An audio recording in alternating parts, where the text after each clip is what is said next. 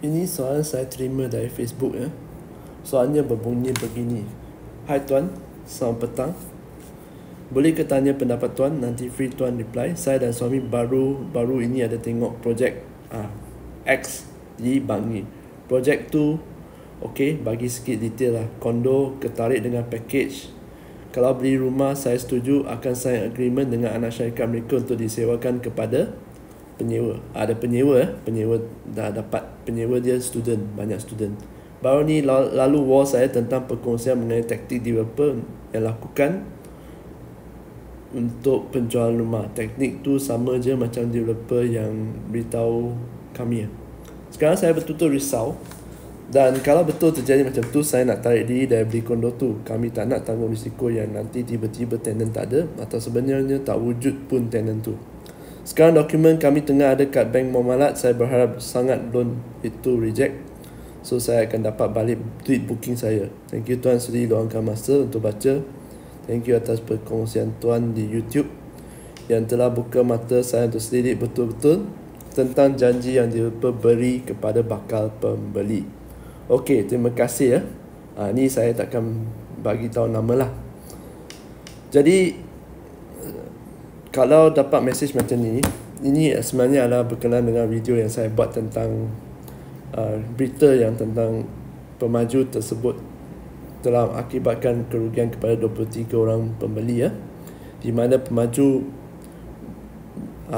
bagi jaminan sewa kepada pembeli. Lepas tu separuh jalan tak bayar dah. Jadi penonton ni pun tanyalah, adakah akan jadi macam ni kepada projek yang baru nampak ni. Sebenarnya saya nak tekankan yang ada dua cara sebenarnya. Dari sini kan saya tak dapat bukti-bukti, tapi saya rasa apa yang pemaju ni buat adalah jual anda satu package sekali dengan pengurusan sewa. Okey? Kalau pengurusan sewa ada, itu bukan garanti sewa. Jaminan sewa dengan pengurusan sewa adalah lain. Jaminan tu maksudnya ada penyewa ke tak ada penyewa, tiap-tiap bulan anda dibayar sewa. Okey? Maksudnya syarikat tersebut sewa dengan anda dan tiap-tiap bulan mereka akan bayar. Tak kira lah ada penyewa ke tak ada penyewa. Untuk pengurusan sewa, kerja dia lain. Mereka biasanya akan ada syarikat yang akan buatkan pengurusan untuk anda, di mana pengurusan tersebut akan diuruskan oleh syarikat dan biasanya melalui profit sharing, berkongsi untung dan rugi. Maksudnya di sini, kalau rumah anda tak ada penyewa, anda tak payah bayar. Kalau rumah anda ada penyewa, anda kena bayar pengurus. Okey? Kira property manager you lah. Jadi ni lebih adil lah. Mereka pun tak ambil risiko untuk sewa dengan tinggi, lepas tu janji manis anda. Okey? Dan tentang projek ni lah, sebenarnya anda tak perlu risau lah, mesti ada penyewanya. Kalau sewa kepada student, mesti ada penyewa. Lagi-lagi kalau projek tersebut betul-betul sebelah universiti ke sebelah college ke, mesti ada. Jangan bimbang. Yang anda perlu fikirkan ialah berapa banyak sewa tersebut.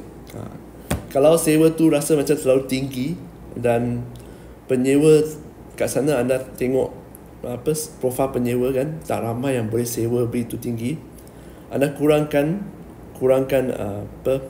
harapan anda. Buat selidik betul-betul berapa banyak yang mereka sewa di sana, bilik mana. Saya bagi contoh ya, kalau anda datang ke Wangsa Maju, kondo yang dekat dengan